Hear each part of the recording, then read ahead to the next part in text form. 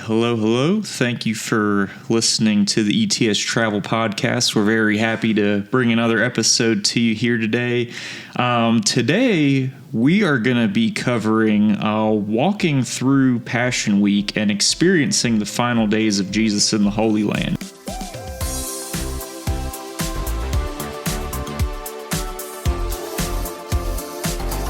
So, again, thank you so much for listening to our podcast.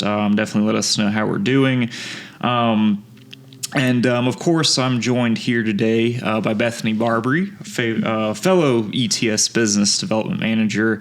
At the time of this recording, it's Holy Week here. So this is a topic that we definitely wanted to get out to listeners. I mean, depending on when you're listening to it, it's still very relevant, of course. So today, what we're going to look at is Passion Week as both a historical journey and a spiritual pilgrimage, and why this matters for most modern believers here. So Bethany, can you walk us through what Passion Week is and why is it so central to the Christian faith?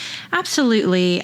What we refer to as Passion Week is really the last week of Jesus's life. So this is where many significant events happen that would eventually end with his resurrection.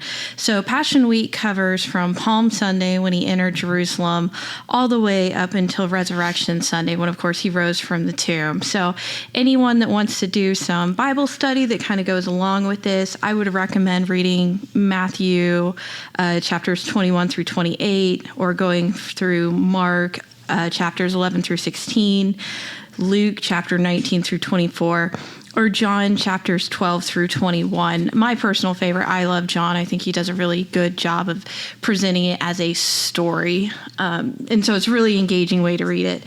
But what we're going to talk about as we're covering Passion Week is really some of the shared importance that whether you're Protestant or Catholic, you share a lot of the same traditions as far as why it would be so important to visit these sites if you're ever in Jerusalem that all tie into Passion Week.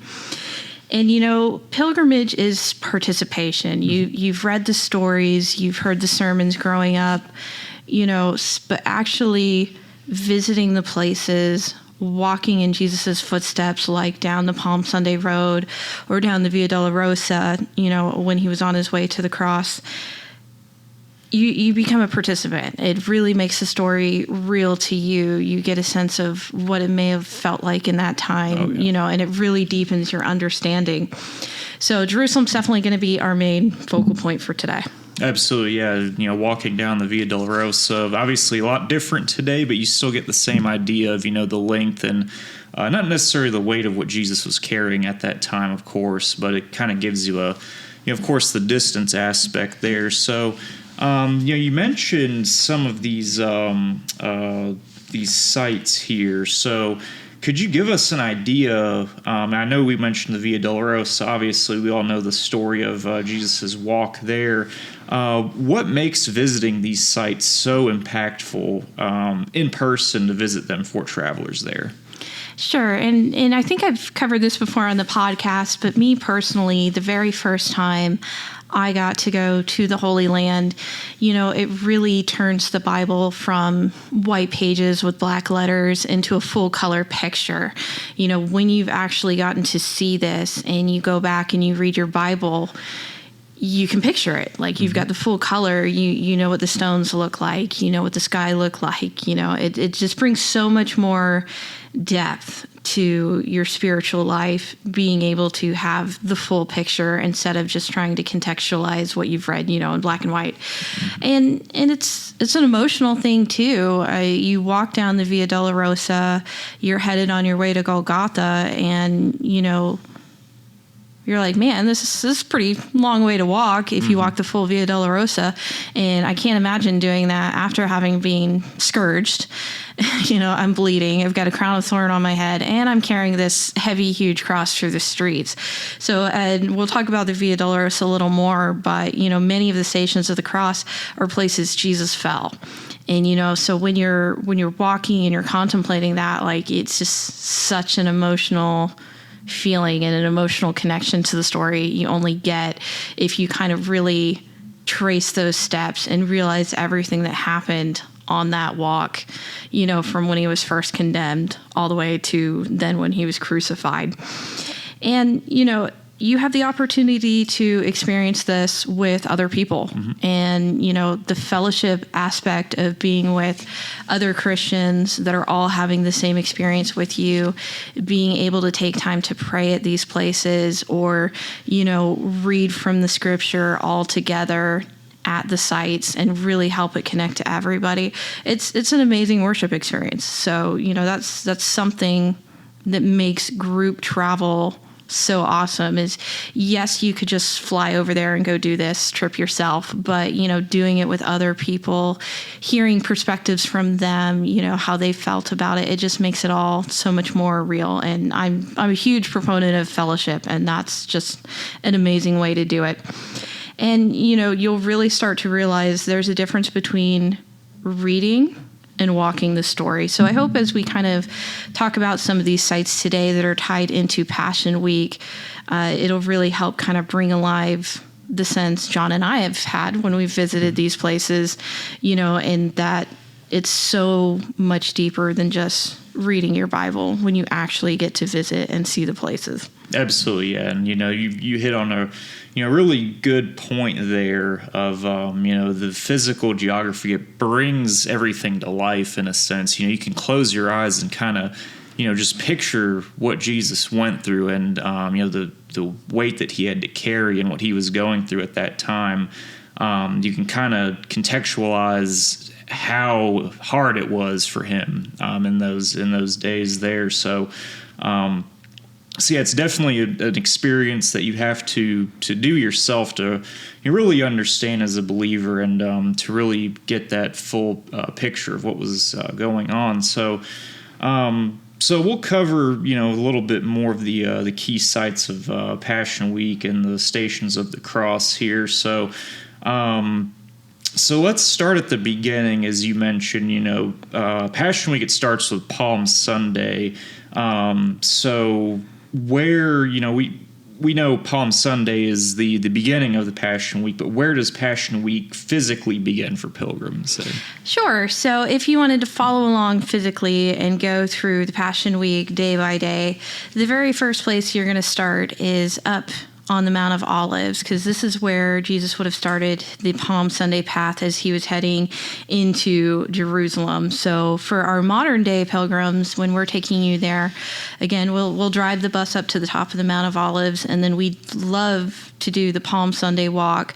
So you walk all the way down, you walk past the Garden of Gethsemane, and you walk back into Jerusalem itself. And for anyone that's concerned, it is all downhill.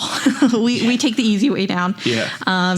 So it must have not been too bad. It would have still been downhill then, when Jesus would have come in on the donkey and everything. We have a lot of nicer shoes nowadays too. So. Yeah. So the donkey's not required anymore. So if we're starting Palm Sunday and you want to read a little bit more about it, that's when you're kind of going back to the beginning of those references I gave you. So Matthew chapter 21, Mark chapter 11, Luke chapter 19, John chapter 12. And what I want you to think about is, what does it truly mean to welcome Christ as King? So you're thinking about the Palm Sunday story, and he's riding on this donkey. They're laying the palm branches down in his way. They're celebrating him as he's coming into Jerusalem. They're so excited for him to be there. And as we go through the Passion story, how that changes, because that's what had to happen. And then ultimately the betrayal and the death and then the resurrection, it all ties together. But it's always important to remember, like, he originally was celebrated. Mm-hmm. And we can sometimes feel that way in life too, of like, one day everybody's celebrating us and then the next it's not so much. But God always uses that for good. It always has a purpose. There's always a transformation or a resurrection that's going to come. Right. So one of the stories and one of the places you can see as we start going into Holy Monday.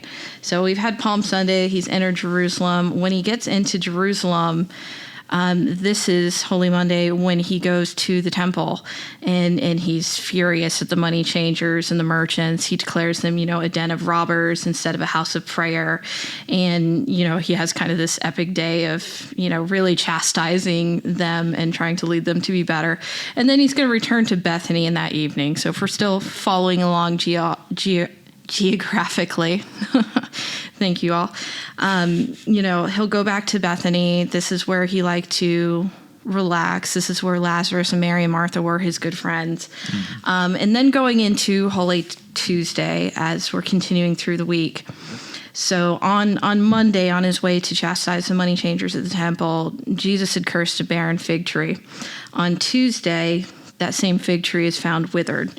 So Jesus teaches extensively again at the temple. He's facing challenges from the religious leaders on his authority, on taxation to Caesar, and on what's going to happen with the resurrection. And he delivers discourses, teaching even on the end times and signs of his returns, all back on top of the Mount of Olives. So we started at the Mount of Olives on Sunday, went to Jerusalem, went to Bethany. Now we're back up at the Mount of Olives. And this is also the same day where Judas is going to agree to betray Jesus. So Jesus once again spends the night in Bethany. And that gets us to Wednesday. So Wednesday, funny enough, is known as Holy Wednesday, or also known as Spy Wednesday. So this was a relatively quiet day. The Gospels don't talk much about public activities. He was resting in Bethany. But Judas Iscariot's meeting with the chief priests and agreeing on the final plan to betray Jesus and getting his 30 pieces of silver. So we're fully into the preparations for Passover beginning. They're getting ready to have the Last Supper, and kind of everything is falling into the place once we get to Wednesday. Gotcha. Yeah, it's like you said, that day relatively quiet, and who knew what was to come out of all of this. It was, definitely, an interesting lead of events up to the betrayal of Jesus. So from there, okay, so we have, the preparations for Passover, and, some key passages too, if you wanted to reference, would be Matthew 26, verses 1 through 5, also verses 14 through 16. Also Mark chapter 14, verses 1 and 2, and also verses 10 and 11, and Luke chapter 22, verses 1 through 6. So we kind of have the scene set here. So as far as our pilgrimage goes, following along, what happens next, and where do they go from here? Sure. So continuing on into the week, now we're on Thursday, right? Mm-hmm. So the big events today is you're going to have the Passover meal. So what became known as the Last Supper for Jesus and his disciples. So if we're in Jerusalem and we're visiting sites, this is going to take us over to the upper room.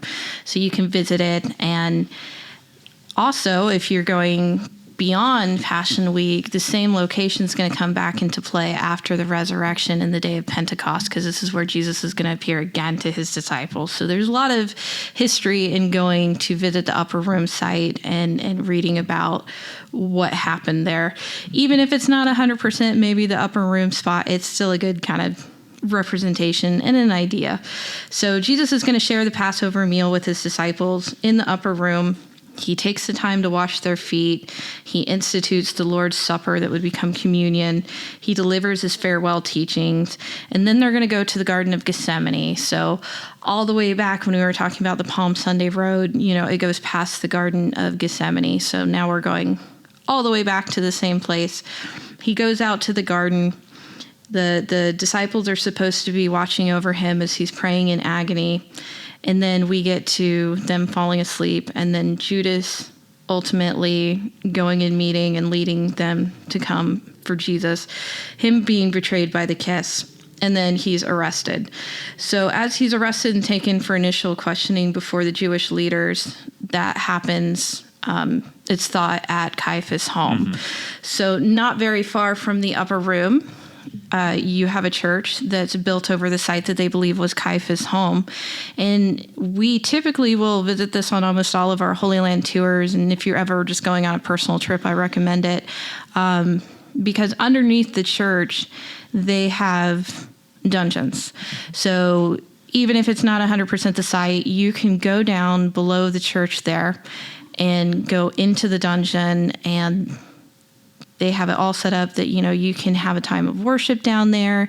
But this last trip I was on in January, where I took 65 people over to the Holy Land and we were visiting these sites, we had a service down there and we're reading the story and Jesus being, questioned and all of this before being turned over to Pontius Pilate. And reading the story there and hearing a pastor speak about it in a place it might have happened, it just brings so much more depth. Like, I'm sure. It's very, very dark down there. Like, they have lights, so it's safe to walk down and get down in the dungeon area and everything, but you can turn off the lights and it's just pitch black. So thinking about Jesus being held there completely alone in the dark, contemplating what he was preparing to sacrifice for us, having an experience like that just brings so much more depth.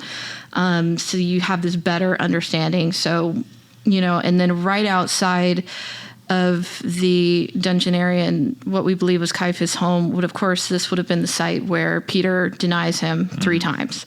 So if you're looking for those passages, you can read it in Matthew 26:17 through 35. It's a pretty long story on that one. And then Mark chapter 14, verses 12 through 72. Luke 22, verses 7 to 71.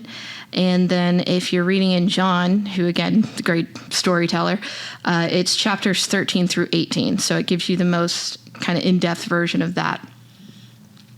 So, our devotional thought for the upper room in the Garden of Gethsemane is, where am I being called to surrender, and what's God's will over my own? So those are the kind of theme I want you to think about in context of that. Wow. It's definitely an intense story there. And then, just hearing about going down to those dungeons in the darkness it's pretty heavy there. So we're still on Thursday, correct? So this would be the day of the actual, the arrest and trials here. So where do pilgrims reflect on Jesus' arrest and the trials there? Yeah, so the Church of St. Peter in Gallicantu, the possible site of the high priest Caiaphas' home, the traditional site also of Peter's denial. So this is where you would do that reflection and really think about, how would I personally respond when my faith is tested? And that all kind of ties in there because, you think about Peter's denial because he was afraid. You think about being alone down in that dungeon and the faith it would have to have, Jesus in God's plan, to go through all of that, knowing what's coming up and to sit there quietly praying, preparing himself. I certainly don't know that I could do that in those same shoes. So thank goodness for him and his sacrifice. But yeah, so that's kind of the thought I would say for St. Peter and Gallicantu is, how would I personally respond if my faith was tested in such a way? Would I run like Peter after denying him 3 times, just like Jesus had foretold him he would, Yeah, and this happens, in our daily lives, especially nowadays in ways that we might not know it. But yeah, how do we respond when our faith is tested is a good thought there. So that's Thursday. So this brings us to Fridays, which we know is Good Friday, which would be the crucifixion and the death. So we covered a little bit about the Via Dolorosa in the beginning and the walk and everything. But this is actually the day that this would come into play here. So many people that are believers and have read the Bible have heard of the Via Dolorosa. Can you just explain a little bit more? I think most people have an idea of what it is. We know it's a pathway, but just a little bit more in depth if you could. What is it and why is it so significant there? Sure. So on Good Friday, we're going to cover obviously the crucifixion and the death. So you have the early morning trials before the Sanhedrin. Then he's taken before Pontius Pilate and Herod Antipas. He's scourged, he's mocked, he's sentenced to the crucifixion. Then he's got to carry his cross all the way to Golgotha. He's crucified around 9 a.m., dies around 3 p.m., known as the 9th hour. Darkness covers the land, the temple veil tears, and an earthquake occurs. His body is taken down and buried in Joseph of Arimathea's tomb before sunset. So a lot happens, obviously, on Good Friday. So if you're following down the Via Dolorosa, this is a pilgrim path that was set up. So it covers visiting the sites kind of in an order, so that you're following in the footsteps of Jesus and following in that sacrifice. So when you're at the very first station of the cross, so this would have been where Jesus was condemned to death. So it's on the right side of the street leading up to the Lion's Gate. You go in there and there is a chapel of the flagellation. So this would have been the governor's palace back then. So it's a logical starting point, if we're going through Jesus's last day. When you get to station number 2, this is the site where Jesus was to have actually received the cross. So he's already been condemned, he's been sentenced. Here they're giving him the cross, and he's starting to walk and starting to carry it.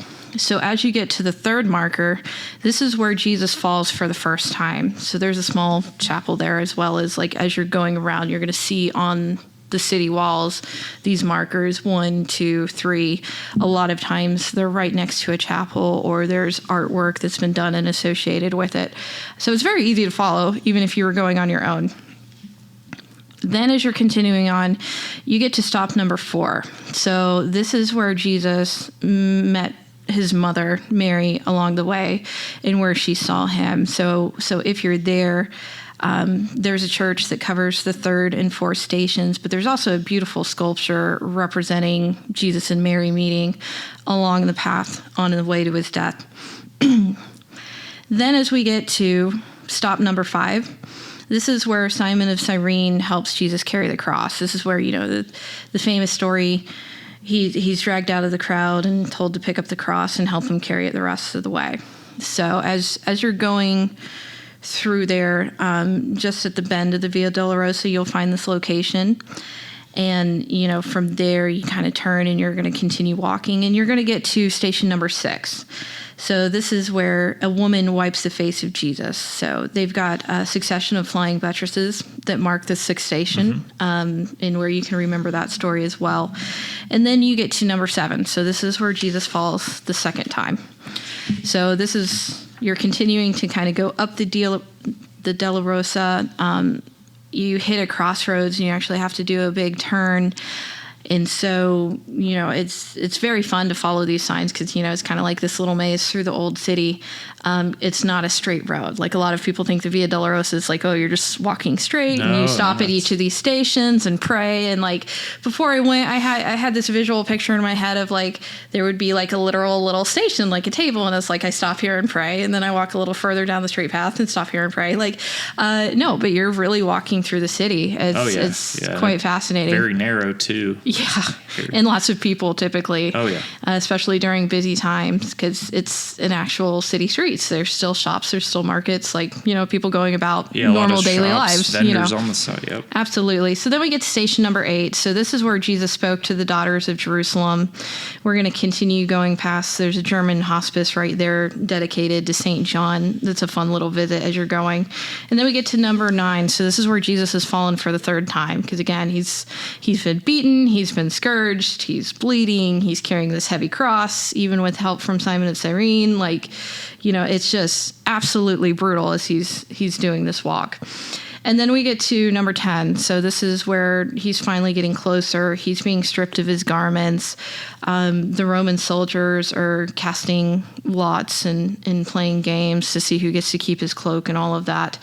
And, this is where you also then get to the Church of the Holy Sepulchre. So this is the last stop. You're starting your trip into the Church of the Holy Sepulchre, because that's where your last stops are all going to be. So as you're entering and going through the staircase, the 10th station is right there.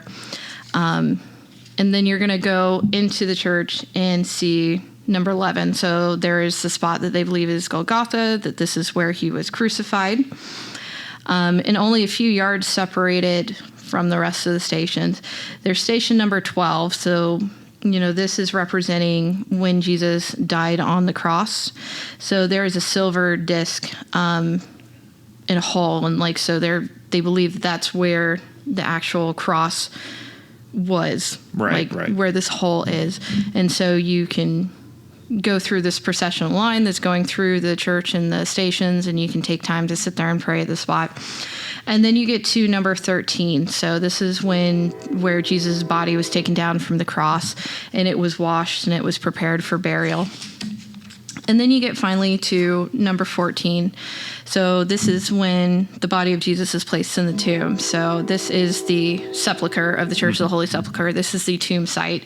And so, you're able to process around it and go into it and take the time to pray, where they believe Jesus was buried. So, all this path, you've walked through the city, you kind of, if you're following through all the stations, you're taking time to remember each part of the story. And it's an incredible experience to actually do that. A lot of times, pilgrim groups will kind of just say, oh, we're walking down the Via Dolorosa, and, they don't necessarily stop at all the stations, but, they get the experience of walking. But yeah. I've done both, because Catholic groups tend to want to stop at every station and spend time there. And I think even if you're not Catholic, it's worth stopping for 2 to 3 minutes at each of the stations. It makes the walk a little bit longer. So instead of completing it in 30 minutes, maybe it takes you an hour, but it's worth taking the time to at least read the scriptures for each of those events. As you're going through, it really made it a much more meaningful experience to me. So if you ever get the chance to do it, I do highly recommend it. Yeah. And you did a great job of, all of those points and those stops. You did a great job of, visualizing it for our audience here. And that was one thing I was actually going to ask, as you're going through all of those, different points of the walk, is there a stop at each one, and is there devotion? So I guess it depends on, Yeah. So there are a few spots where it's some of them where it's talking about Jesus fell here. There's an indentation in the wall at the second stop that looks like a hand. Mm-hmm. So that's your indication. A lot of the other stops actually have small chapels. I mean, they're usually not very large. They fit maybe 20 or so, 30 people in there comfortably. So it's worth it. Take the 2 to 3 minutes, read the scriptures there.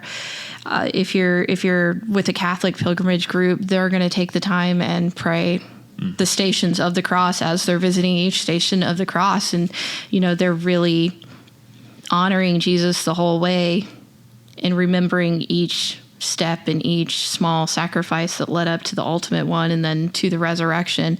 So both ways are great ways to do it. But yeah, it's really meaningful to take the time, read the scripture, and really think about what happened in each of these spots. Yeah, I definitely, if it were up to me, I would definitely take the time. I like walking anyway, so I would, take the time, especially on a, once in a lifetime for most people to, maybe just, really immerse yourself and put yourself with what Jesus really had to go through. And I know each group's want to do things differently. Me personally, I would probably take the stops and, just imagine myself as if I was had that burden and that weight on me there. So appreciate you going through all of those and really giving our audience a good visual aspect of this here. So now we're at Golgotha here, which you talked about a little bit there.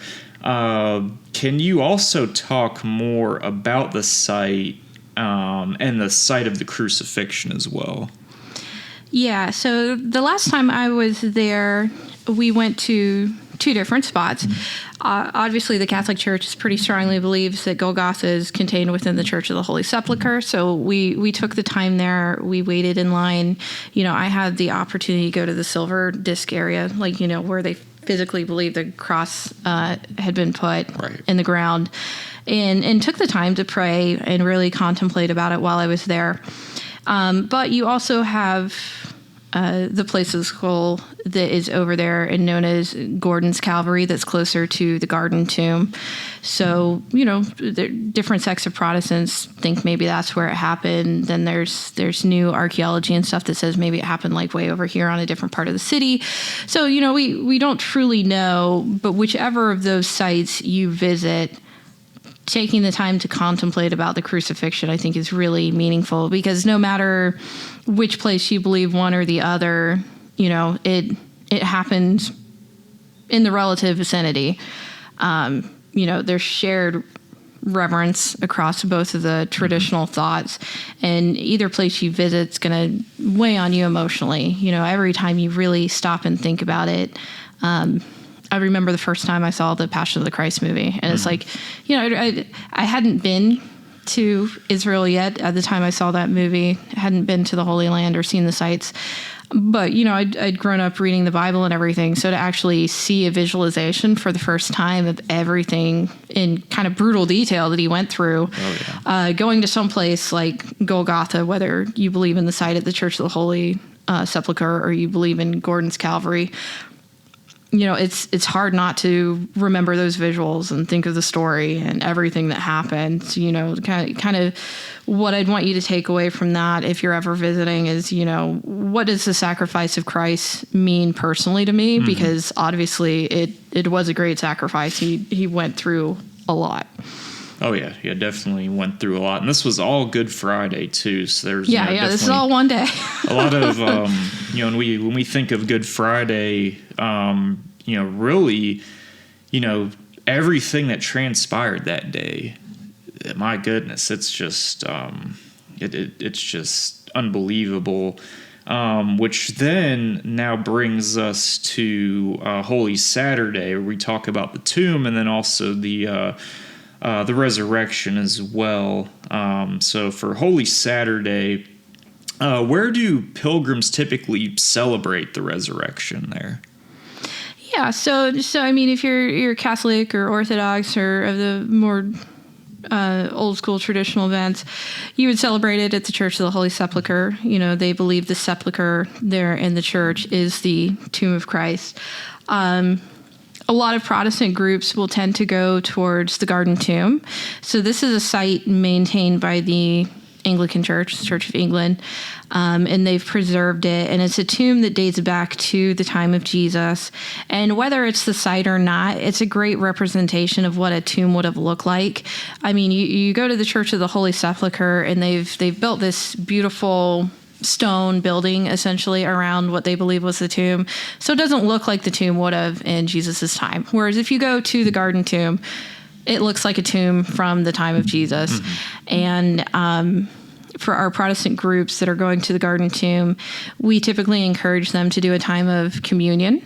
So there are many beautiful places spread out throughout the gardens that the church has maintained all around the tomb site, for you to take 30 minutes and do a service with your group, and you all take communion and you remember the Last Supper, and whether you believe that tomb is the site or not, to walk into it, see what a tomb would have looked like in Jesus' time. And it even says on the door that leads into the tomb, he is risen. So you go into the tomb and you have the realization, it doesn't matter if this is the tomb, because he's not in the tomb anyways. Exactly. Like, the important thing to remember is he did rise, he was resurrected. So, going into Holy Saturday and thinking about, him being in the tomb, you could read the good passages I like about it, Matthew chapter 27, verses 62 through 66, and then Luke chapter 23, verse 56. And again, I hate getting into the, who's right debate. There's so many sites, that maybe it happened here, maybe it didn't. But whether you're more inclined to believe in the Church of the Holy Sepulchre or the Garden Tomb is a neat representation, because like I said, it has the look. It gives you the feel of what the tomb would have looked like that Jesus was resting in all through Saturday before he was resurrected. Yeah, and the fact is that he was risen either way. So, yeah. So, yeah, just, So So then, we now enter to Easter Sunday here, Resurrection Sunday. So early in the morning, women, including Mary Magdalene, discover the empty tomb, that he has risen. Angels announce that Jesus has risen. Jesus appears to Mary Magdalene, the other woman, the disciples on the road of Emmaus, and from there, later to the gathered apostles, except Thomas initially. This marks the beginning of the resurrection appearances. So some key passages on the resurrection, you'd have Matthew 28, Mark chapter 16, Luke chapter 24, and John chapter 20. So difference in tradition, but unity in message there. So one thought, how does the resurrection shape the way I live today? So, thought there. And this is a question of, again to you, and thank you for outlining all this stuff for us here.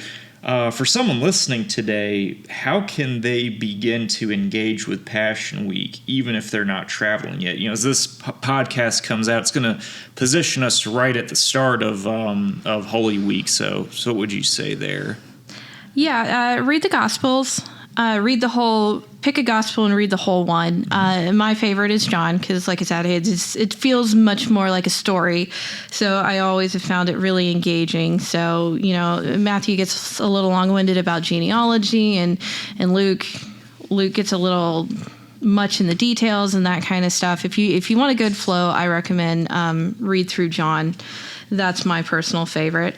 And going through each day leading up to Holy Week, if you wanted to do a devotion, we've referenced different scriptures for you here, but if you just took time every day during this Passion Week or Holy Week to kind of read some scripture and reflect on something that happened on that day as you're leading up to it, it's just going to make Easter Sunday and celebrating the resurrection that much more meaningful for you. Mm-hmm. And think about it like I'm going to take a little pilgrimage of the mind as you're reading those scriptures and kind of going through the week.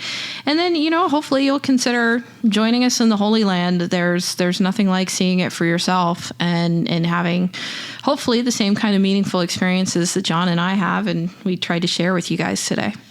Absolutely. No, we definitely appreciate your wealth of knowledge for all of our travel advisors and also us here to the office. You do a great job of, giving people visual idea of what to expect and outlining all of this. So as we close up here, any final thoughts you would want to leave with our listeners here?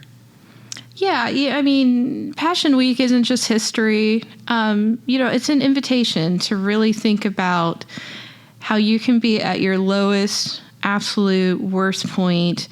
The whole world's turned against you, but God's not going to abandon you, and he's going to use your story and these trials as something to shape you and transfigure you and resurrect you. So really, really try to take that to heart. And when you do a pilgrimage and you're walking through the lands of the Bible, it really does change you. It is about transformation. It's not just I'm traveling and I'm going to get to try new foods and I'm going to have fun shopping and bring a bunch of gifts back for my family. You're really going to get much more out of that, especially if you really put the effort in to read the scripture, the sites, and to pray and things like that. And, I just hope everybody walks a little closer with Christ this week and in the future. And I hope everybody kind of enjoyed it. I always love sharing about how I've been changed by travel and just hope everybody gets that same opportunity someday. Awesome. No, you definitely do a great job at that. Again, we definitely appreciate all your insights today and, all the, not only the knowledge that you have in travel, but also the historical stuff, and really laying that out there for our audience. I know it means a lot to them, and it means a lot to us here in the office. They get to pick your brain about all this stuff here. So we definitely we want to invite our listeners here to explore the ETS Tours pilgrimage opportunities. Ask us questions. Ask us for suggestions. we're here to help with this and how to make these pilgrimages meaningful for you and your group there. And we, of course, appreciate all of our listeners here. We encourage you to subscribe to the podcast, sharing it with your friends, like-minded believers, leaving reviews, call us, tell us how we're doing, send us an email, let us know. We really appreciate your feedback, and means a lot for us to keep doing this here. So next episode that we're going to have for you here on the podcast here, we're going to cover how a pilgrimage is not just a vacation, which you kind of alluded to in your closing. You can take advantage of a lot of the great perks of traveling, but why is it more meaningful than just your typical travel is what we'll cover next. So, no matter when you're listening to this, if you're listening to this during Holy Week, I wish you and your families a very blessed Holy Week. Happy Easter. And may God bless you and keep you. And until then, we'll see you on the next episode here. Yeah. Happy Easter, everybody.